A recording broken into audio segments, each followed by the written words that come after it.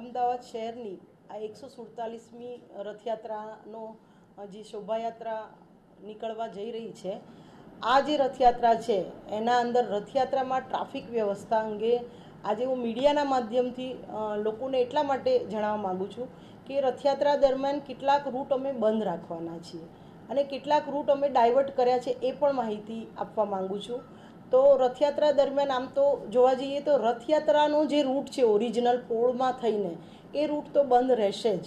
એ ઉપરાંત રથયાત્રાના કયા કયા રૂટ બંધ રહેશે એ પણ જણાવું તો સૌથી પહેલાં રથયાત્રાનું જે જગન્નાથ મંદિરથી રથયાત્રા નીકળશે તો જગન્નાથ મંદિરની પાસે જમાલપુર 4 રસ્તા, ફૂલ બજાર અને ખમાસાથી આ જે રસ્તો છે એ સવારે 2 વાગ્યાથી એટલે રથયાત્રાના દિવસે 7 તારીખના સવારે 2 વાગ્યાથી રથયાત્રા પૂર્ણ થાય ત્યાં સુધી એ બંધ રહેશે।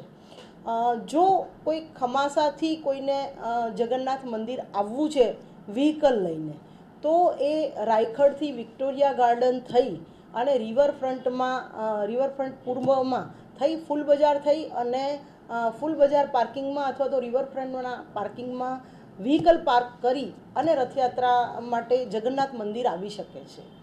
એ જ પ્રમાણે આપણે આગળ જોઈએ તો આસ્ટોડિયા સર્કલથી રાયખડ 4 રસ્તા આ જે રૂટ છે એ રૂટ સવારે 9 વાગ્યાથી બંધ રહેશે।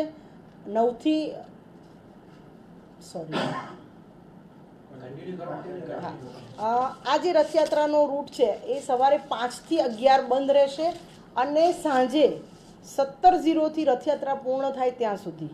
એટલે આ જે રૂટ છે રાયખડ 4 રસ્તાથી આસ્ટોડિયા દરવાજા સુધીનો, તો જો કોઈને આસ્ટોડિયા દરવાજાથી અવરજવર કરવી હોય તો આસ્ટોડિયા દરવાજાથી એ ગીતા મંદિર થઈ અને જમાલપુર બ્રિજ થઈ ફૂલ બજાર થઈ રિવરફ્રન્ટ થઈ વિક્ટોરિયા ગાર્ડન થઈ અને રાયખડ 4 રસ્તા અવરજવર કરી શકશે। એ જ પ્રમાણે આસ્ટોડિયા 4 રસ્તાથી રાયખડ 4 રસ્તાથી વિક્ટોરિયા ગાર્ડન થઈ રિવરફ્રન્ટ થઈ અને જમાલપુર બ્રિજ થઈ ગીતા મંદિર થઈ અને આસ્ટોડિયા દરવાજા સુધી આવી શકશે। ગીતા મંદિર એ એસટી બસ સ્ટોપ છે એટલે ગીતા મંદિરના એસટી બસ સ્ટોપે જતા લોકોને અગવડતા ના પડે એટલા માટે જમાલપુર બ્રિજ થઈને આસ્ટોડિયા થઈને એ જઈ શકશે। એના પછી છે આસ્ટોડિયા ચકલાથી કાલુપુર સર્કલ અને સારંગપુર સર્કલથી કાલુપુર સર્કલ। તો આ જે રૂટ છે એ સવારે 9 વાગ્યાથી બપોરે 16:30 એટલે કે સાંજના 4:30 સુધી બંધ રહેશે।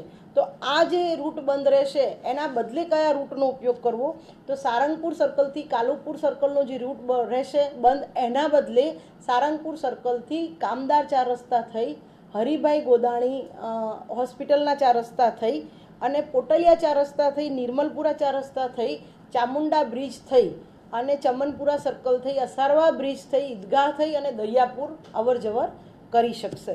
એ જ પ્રમાણે કાલુપુર સર્કલથી પ્રેમ દરવાજા અને દિલ્હી ચકલા આ જે રૂટ છે એ સવારે 9:30થી 9:30થી 4:30 વાગ્યા સુધી બંધ રહેશે।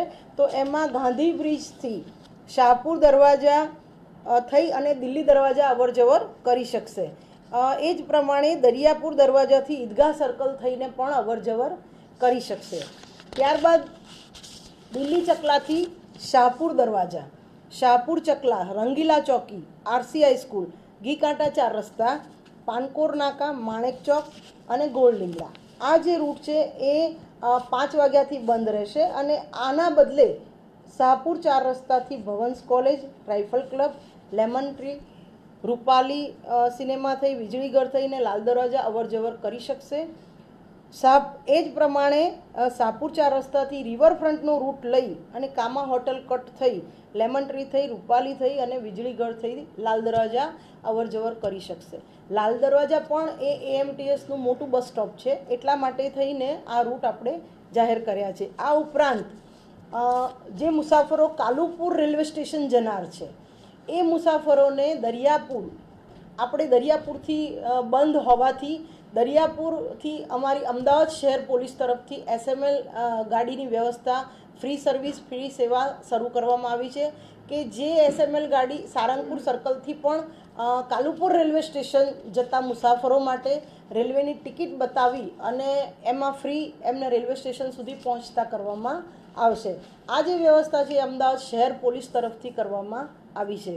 તદુપરાંત કાલુપુર રેલવે સ્ટેશન જતા મુસાફરો માટે મેટ્રો સેવા, અમદાવાદ શહેરમાં મેટ્રો સેવા સતત અને રોજે રોજ ચાલે છે અને ખૂબ ઝડપી છે.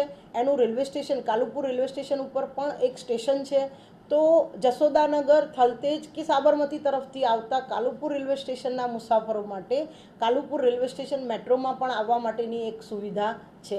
તદુપરાંત બીઆરટીએસ ને એએમટીએસના રૂટ ડાયવર્ટ કર્યા છે, પણ એ લોકોને ધારો કે કાલુપુર રેલવે સ્ટેશન આવવું હોય તો આપણે બંને એસએમએલ જે છે એ રેલવે ટિકિટ બતાવવાથી ફ્રી મુસાફરી કરાવી શકીશું.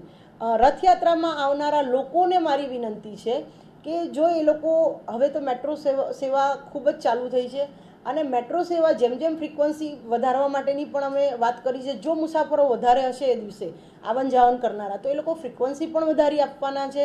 તો મેટ્રો સેવા માટે પણ જશોદાનગરથી, થલતેજ બાજુથી અને સાબરમતી બાજુથી આવતા લોકોને જો રથયાત્રા જોવી હોય તો ઘીકાંટા અને શાહપુર એ બંને જગ્યાએ મેટ્રોના સ્ટેશન છે. જે મેટ્રોના સ્ટેશને ઉતરી અને રથયાત્રાના રૂટ ઉપર જ આ બંને સ્ટેશન છે, તો રથયાત્રા એ લોકો નિહાળી શકશે. તદુપરાંત હું આપને વાત કરું તો રથયાત્રામાં વ્હીકલ લઈને આવનારા લોકો કે જે લોકોને પાર્કિંગ ક્યાં છે એની ખબર નથી, તો એ લોકો આડાઅવળા પાર્કિંગ કરી અને ક્યાંક અડચણરૂપ પાર્કિંગ પણ થવાથી ટ્રાફિક પણ પ્રભાવિત થાય છે. તો એ લોકોને પાર્કિંગ ક્યાં કરવું, જગન્નાથ મંદિર આવે તો એના માટેની લિંક પણ અમે શેર મીડિયાના મિત્રોને કરીશું, જેથી કરીને એ લિંક ઉપરથી પણ તમે નજીકના પાર્કિંગ પ્લોટમાં તમારું વ્હીકલ પાર્ક કરી શકશો. તદુપરાંત હું તમને વાત કરું કે રથયાત્રાનો જે આ રૂટ બંધ છે એટલે પ્રતિબંધિત રૂટ અને વૈકલ્પિક રૂટ એની અમે જાહેરાત એ ન્યૂઝપેપરમાં પણ આપવાના છીએ.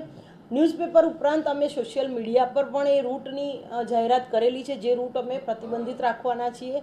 તો સોશિયલ મીડિયાના માધ્યમથી કે ન્યૂઝપેપરના માધ્યમથી પણ એ દિવસે મુસાફરોને અથવા તો વ્હીકલથી આવન જાવન કરતા લોકોને, ધંધાર્થીઓને કે પછી બીજા કામ અંગે આવન જાવન કરતા લોકોને મુસાફરીમાં મુશ્કેલી ન પડે એના માટે થઈને એ દિવસના ન્યૂઝપેપરમાં લગભગ અમે 13થી વધારે ન્યૂઝપેપરમાં પણ એની એડવર્ટાઇઝમેન્ટ આપી છે કે કયા રૂટ બંધ રહેશે અને કયા રૂટ એના બદલે વૈકલ્પિક રૂટ છે, એટલે ઓપ્શનલ રૂટ કયા છે.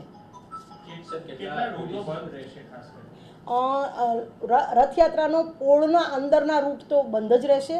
તદુપરાંત 6 મુખ્ય માર્ગ ઉપરના રૂટ એવા છે કે જે અમે વારાફરથી બંધ રાખીશું.